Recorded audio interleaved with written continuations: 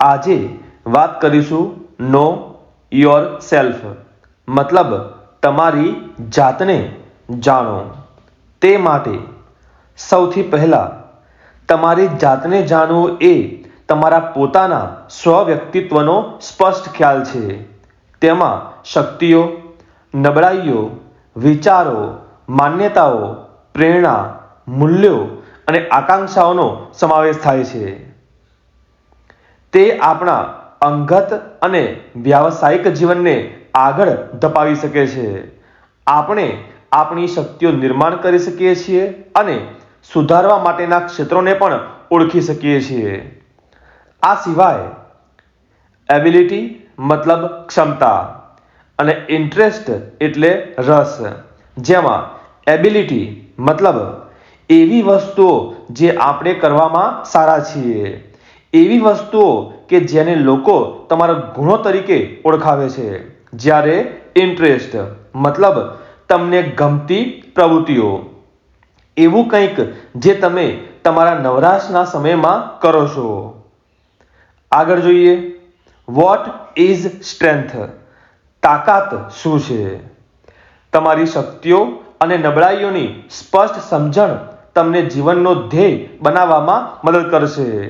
શક્તિ એ ગુણો અને કુશળતા છે જે હકારાત્મક માનવામાં આવે છે, જે તમને જીવન અને કારકિર્દીમાં સારી રીતે વિકાસ કરવામાં મદદ કરે છે. તમે તેને કુદરતી રીતે મેળવી શક્યા હોત અથવા તમે તમારા અનુભવો દ્વારા વર્ષોથી તેને કેળવી અને નિર્માણ કરી શક્યા હોત.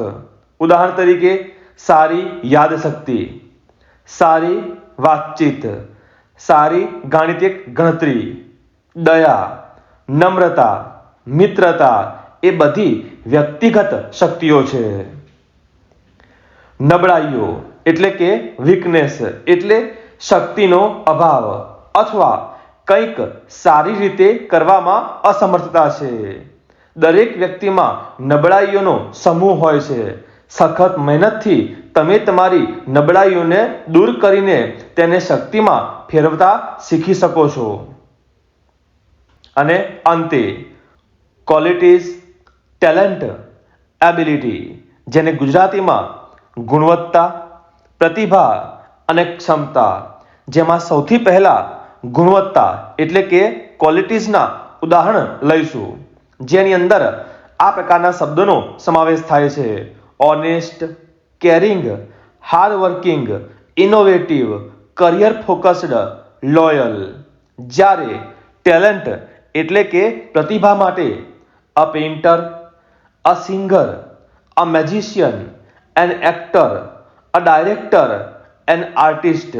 જ્યારે એબિલિટી એટલે કે ક્ષમતા, જેની અંદર a good leader, a good cook, use computer, speak English, drive well, play cricket જેવા શબ્દોનો સમાવેશ થાય છે, જેના આધારે તમે તમારી ક્વોલિટીઝ, ટેલેન્ટ અથવા તો એબિલિટીના શબ્દો જાતે ઓળખી શકો છો અને પોતાના માટે તે શબ્દોનો ઉપયોગ કરી શકો છો, જે તમારી ક્વોલિટીઝ અથવા ટેલેન્ટ અથવા એબિલિટી તરીકે ઓળખીશું. આવા જ એમ્પ્લોયબિલિટી સ્કિલ્સ સંલગ્ન તમામ ટોપિક માટે સબસ્ક્રાઇબ કરો. જલ્દી મળીશું નવા વિડીયોમાં.